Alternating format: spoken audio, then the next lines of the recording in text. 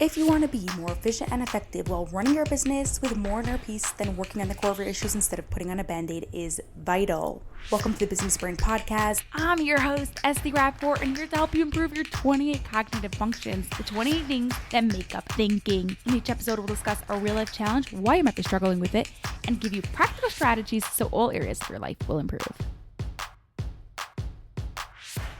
As a business owner for over 25 years, Emma could write a book of stories of all the hardships she's overcome and all the challenges she's been through. While talking to her, I noticed there was one type of roadblock that kept on coming up, and she has not been yet able to overcome it. And that was the day-to-day, nitty-gritty type of challenging task that popped up that can be really annoying. Whenever Emma would encounter this type of challenging task, she would either give it to one of her employees to do or give up and move on to something else. On the surface, delegation doesn't look like a bad solution. However, there were some big issues coming up. On a practical level, sometimes none of her employees were available and a task needed to get taken care of immediately. And mentally, it was draining her. She didn't even realize how much emotional energy it was taking to give over every small task or drop it when it wasn't working out, especially when her brain was already frustrated with this task. With a simple switch, Emma was able to approach challenging tasks differently. This actually added more time to her day, helped her be more productive, and gave her the ability to show up to do all her work better. If you're experiencing something similar, I'm here to tell you you do not have to struggle forever. In this episode 469 of the Business Brain Podcast, I'm going to share with you the exact steps of what you can do to have your own transformation. But first, if you are looking for specific exercises to improve specific thinking skills, I got you. Your essential guide to cognitive function is a super easy to understand, super easy to implement resource on the thinking skills. You'll get a better understanding of where these thinking skills are showing up in your life and ways for you to improve them. Snag your copy for only $47 at lifepeaceuniversity.com/guide. While you are doing any task, you, without even realizing it, are using your 28 thinking skills. When the thinking skills you need to use are strong, doing the task happens easily. If the thinking skills you need to use is weak, doing the task will be a challenge. The struggle that Emma had came from a fixed mindset.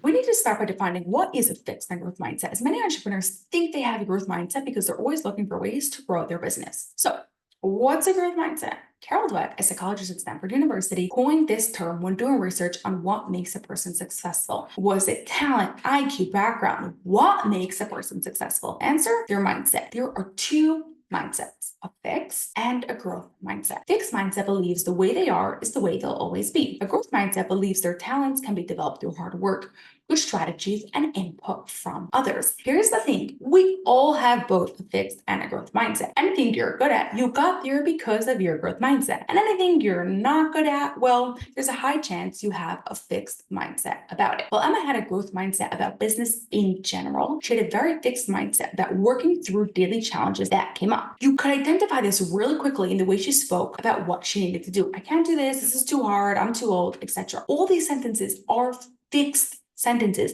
They're saying she can't do this. The way she is the way she'll always be. Guess what happens? There is no way your brain is going to look for ways to figure out what needs to happen, and it only causes more frustrations with the tasks and proves her point that she can't do it. Now, every single time I would hear Emma say a fixed mindset sentence, I would stop her midway and have her repeat the same thing in a growth mindset sentence. Now, this is not about lying, but rather about showing your brain what is possible. Phrases like I'm learning, I'm working on, this is challenging instead of impossible are my favorite. Adding the word yet can take the same sentence and turn it into a growth mindset sentence. As soon as you go from I can't do this to I can't do this yet, your brain starts looking for ways for you to be able to do it because, well, yeah, your brain will be able to get there at some point. I also had Emma teach her team the concepts of growth and fixed mindset. This way, everyone around her was working on the growth mindset and they can all look out for each other to support each other in talking about growth mindset. Lastly, Emma had to change the way she viewed these challenging tasks. Sure, she can still delegate them, but not from a place that this is impossible, but rather it makes sense that this specific employee should be doing it, or on this specific point, I should be focusing on something else. else. What she found was delegating actually was a lot easier, as in it wasn't an emotional process of I can't do this, but rather a logical, like this is part of your projects. It makes sense. You should do it. Many of these challenges she figured out by herself. And from there on, they were no longer a challenge or even a task that needed to be delegated, as she was able to do it with ease.